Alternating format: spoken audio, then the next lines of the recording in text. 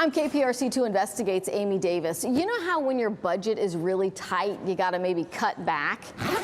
Maybe you pack your lunch instead of eating out. You skip parties and forgo that vacation you'd been looking forward to. Well, it seems Houston Housing Authority executives didn't really believe in those basic budgeting principles in the months leading up to the big revelation that they're broke. Have you ever been to Steak 48? The cheapest entree on the menu is $48, kind of a special occasion kind of place, unless you're the senior policy advisor and assistant to the HHA president. Nashawn Edwards only had a housing authority credit card for 9 months in 2024. In that time, he racked up more than $9,000 eating out. He ate at Steak 48 6 times. Dinner for 2 in March cost you $582. This receipt is a little hard to read, but we can see Edwards and his guest had the butcher's cut with Alaskan king crab legs, scallops, and sea bass. Another meal here in June cost $1,254. That would have paid Janet Hoffert's rent and then some. Instead, she's facing eviction. I make like $1,600 a month on total disability, Social Security. And that's just not enough for the rent and the bills I have to pay. The electricity bill is like $200. Janet, like thousands of other Houston senior citizens, is struggling to make ends meet. More than 18,000 people are waiting for an HHA housing voucher that would help defray the cost of their rent. But HHA President and CEO David Northern said in February there is no more money for vouchers. Northern resigned in November, and his assistant, Nashawn Edwards, did too. Both got generous settlements to just go. But before they left, we had asked to see all of the HHA credit card statements assigned to employees going back to the beginning of 2023.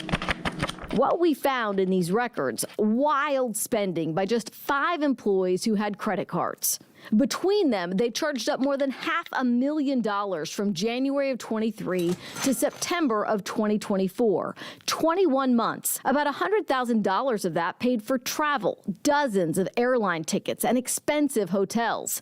David Northern was jet-setting across the country, sometimes 3 times a month. I mean, what is he traveling for? I mean, you know, what are they doing that for when they're not taking the priority of helping their people? You know, helping the ones that signed up for them. Where exactly did they go? We saw a lot of travel for housing conferences and meetings. But in November of 23, Northern made a trip to Chicago to attend the Obama Foundation Democracy Forum. This wasn't about housing, but with Northern's airline ticket, hotel, and rental car, this trip cost taxpayers nearly $3,000. And all that travel can be stressful. That may be why Northern ordered more than $2,000 of workout equipment delivered to HHA offices on Fountain View. We asked HHA Chairman Jody Proler if taxpayers will ever get that money back. He told us the board deducted more than $6,500 from Edwards' final paycheck when he left in November. Northern had no deductions.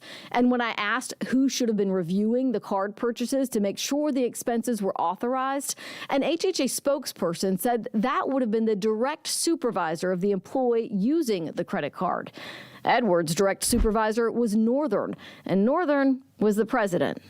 So how does the new HHA board, appointed by Mayor Whitmire, make sure this doesn't happen again? They say they do regular audits and reviews of expenditures, and that the board will vote on a new credit card use policy at its February board meeting. I'm Amy Davis, KPRC 2 News.